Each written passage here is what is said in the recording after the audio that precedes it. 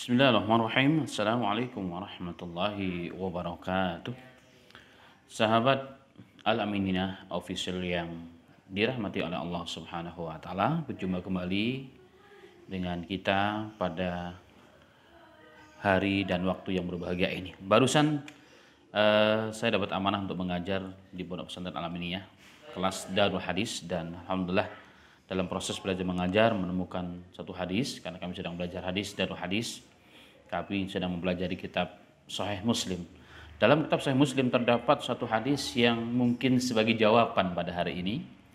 Jawaban, keterangan dengan banyaknya masalah-masalah yang terjadi pada hari ini, banyaknya klaim, banyaknya pengakuan-pengakuan, saksi-saksi dusta dan palsu demi untuk mengambil sesuatu yang bukan milik dan haknya. Ini terjadi.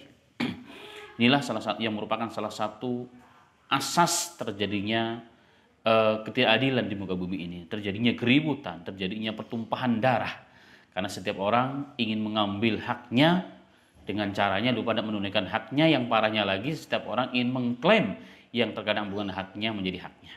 Apa sih menurut pandangan Islam, pandangan Nabi Muhammad SAW? Barusan tadi kita temukan jawabannya dalam riwayat Muslim, Sahih Muslim.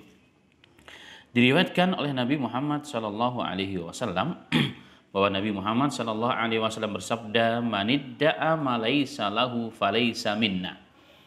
Dalam Sahih Bukhari juga disebutkan ya, pada hadis 3508. Kalau dalam Sahih Muslim nomor hadis 112. Sekali lagi Nabi kita Muhammad SAW bersabda, "Manidda'a ma laisa lahu falaysa minna." Barang siapa yang mengaku-ngaku sesuatu yang bukan miliknya, mengaku-ngaku, menganggap, mengklaim sesuatu itu umum, bersifat barang, bersifat apapun namanya, padahal bukan milik dia. Apa kata Rasulullah? Falaisa minna. Itu bukan daripada golongan kami. Ya mengaku apa saja, mengaku pernah mempelajari ilmu badan belum, yang mengaku ini batasan rumah saya, tanah batasan padahal tidak, dan seterusnya. Maka Rasul mengatakan falaisa minna, maka bukan dari golongan kami. Artinya Rasulullah mengeluarkan orang tersebut walaupun muslim, walaupun menganggap dirinya sebagai pengikut Rasulullah, dari golongan Rasul. Bayangkan, tidak ada satu petaka dan bencana yang lebih dahsyat daripada dikeluarkan oleh Nabi kita sendiri dari golongannya, ma'asyiral muslimin. Ini suatu adab nanti di akhiratnya Allah Subhanahu wa taala. Orang-orang yang suka menganggap, mengklaim sesuatu yang bukan miliknya sebagai miliknya. Dan jika yang diaku itu punya pengaruh dan efek mudarat yang besar, maka efeknya pun akan kemana-mana, maka dosanya pun semakin besar. Ternyata tidak hanya sampai di situ, tidak hanya sampai dikeluarkan dari para umatnya Rasul. Bahkan Nabi Muhammad SAW dalam hadis ini melanjutkan sabdanya, wal yatabawwa maq'adahu minan nar. Maka silahkan mengambil tempatnya di neraka Jahannam. Wa na'udzubillahi min dzalika. Artinya orang yang suka mengaku-ngaku barang, benda, apa saja padahal bukan miliknya, bukan nisbah kepadanya, bukan hanya dikeluarkan daripada golongan umatnya Rasul sallallahu alaihi wasallam, dia juga telah disiapkan neraka Jahannam. Na'udzubillahi min dzalik. Karena itulah maka Al-Imam Ibnu Hajar Asqalani rahimahullahu taala dalam kitabnya Fathul Bari dalam syarah hadis ini, beliau punya kalimat pendek yang sangat luar biasa yang menjadi pegangan kita semuanya. Beliau mengatakan, wa fil hadithi tahrim intifa minan nasabi al ma'ruf. Pada hadis ini, hadis tadi yang dibacakan di atas adalah hadis itu menunjukkan haramnya al intifa minan nasabi al ma'ruf. Menghilangkan nasab dan nisbah yang memang benar, yang memang sudah dikenal. Si A adalah barang ini punya si A, begitu contohnya. Barang ini punya si A, kita hilangkan kepemilikan si A ini.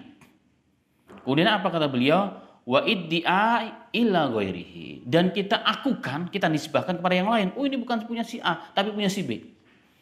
Ini adalah perbuatan yang haram menurut Al-Imam Ibnu Hajar Asqalani berdasarkan hadis tadi di atas. Ini perkara ringan ma'asyiral muslimin, tetapi efeknya bisa menjadi besar. Semakin besar efek yang muncul, semakin besar pula dosanya di sisi Allah Subhanahu wa taala. Jika dengan pengakuan kita tadi itu sampai berpengaruh kepada memporak-porandakan persatuan dan kesatuan umat, memutus ukhuwah al-islamiyah, mengklaim sesuatu yang bukan miliknya, memutuskan dakwah dan seterusnya, maka dosanya terus di atas dosa, di atas dosa, di atas dosa. Wa na'udzubillahi min dzalika. Dan ini suatu pengkhianatan. Ini adalah suatu pengkhianatan. Ada satu kalimat yang luar biasa dari Al-Imam Sufyan Ats-Tsauri rahimahullah taala dalam kitab Mawahib Al-Jalil. Beliau mengatakan, "Inna nisbatal faidati ila mufidiha minal sidqi." Menisbahkan suatu faidah, sesuatu yang memberikan manfaat kepada yang punya, kepada yang memberikan faidah. Kalau barang berarti kepada penemunya, kepada penciptanya, kepada yang memiliki itu. Beliau mengatakan minas sidqi, termasuk kejujuran.